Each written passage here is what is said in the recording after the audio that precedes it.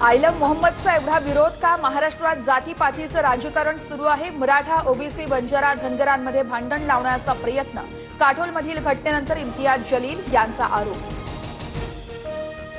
एमआयएमचे अध्यक्ष असदुद्दीन ओवेसींच्या दौऱ्या दिवशी कोल्हापुरात तणाव। ओवेसींना हिंदुत्ववादी संघटनांचा विरोध केल्यानंतर ओवेसींकडून पक्षाच्या कार्यालयाचं उद्घाटन आणि मशिदीमध्ये नमाज पठण रद्द।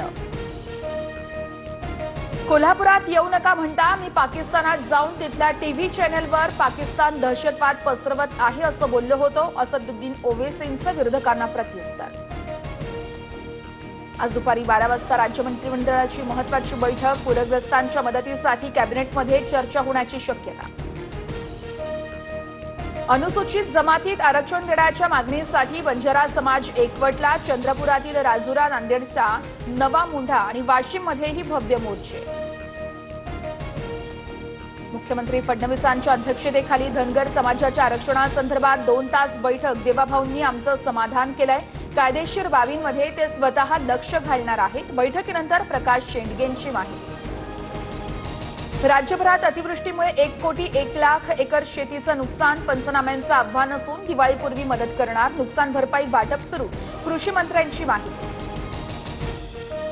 जायकवाडी धरणातून मोठ्या प्रमाणात पाण्याचा विसर्ग। जालन्यामध्ये गोदावरी नदीकाठच्या गावात पाणी शिरलं। खबरदारी म्हणून 2 दिवसांपूर्वीच जिल्हा प्रशासनाकडून नागरिकांचं स्थलांतर। नंदुरबारला ऑरेंज अलर्ट जारी। 3 दिवसांनंतरच्या पावसानं नंदुरबारमध्ये खूप नुकसानाचे क्षेत्र पुन्हा वाढण्याची शक्यता। पुरामुळे राज्यात 41,000 नागरिकांचं स्थलांतर। राज्यभरात स्थलांतरितांसाठी 147 निवारा केंद्र। अतिवृष्टीने 27 सप्टेंबरपर्यंत अंदाजे 26 लाख हेक्टरचं नुकसान तर संपूर्ण खरीपात नुकसान झालेलं क्षेत्र 52 लाख हेक्टरवर पोहोचल्याची माहिती। राज्यातील पूरग्रस्तांच्या मदतीसाठी सिद्धिविनायक ट्रस्टकडून मुख्यमंत्री सहाय्यता निधीला 10 कोटींची मदत। राज्य सरकारी चतुर्थ श्रेणी कर्मचाऱ्यांनीही आपलं 1 दिवसाचं वेतन दिलं।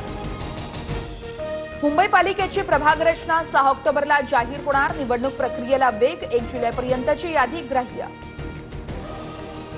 लॉरेन्स बिश्नोई टोळीनं कॅनडामध्ये दहशतवाद संघटना म्हणून घोषित। संपत्ती जप्त करण्यासह खातीही गोठवली जाणार। भारतामधून बिश्नोई टोळी ऑपरेट होत असल्याचा आरोप।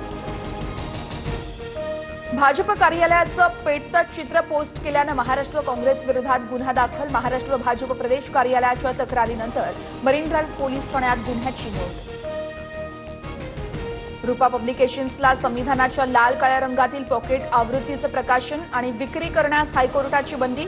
ईस्टर्न बुक कंपनीने दाखल केलेल्या खटल्याच्या सुनावणी दरम्यान आदेश।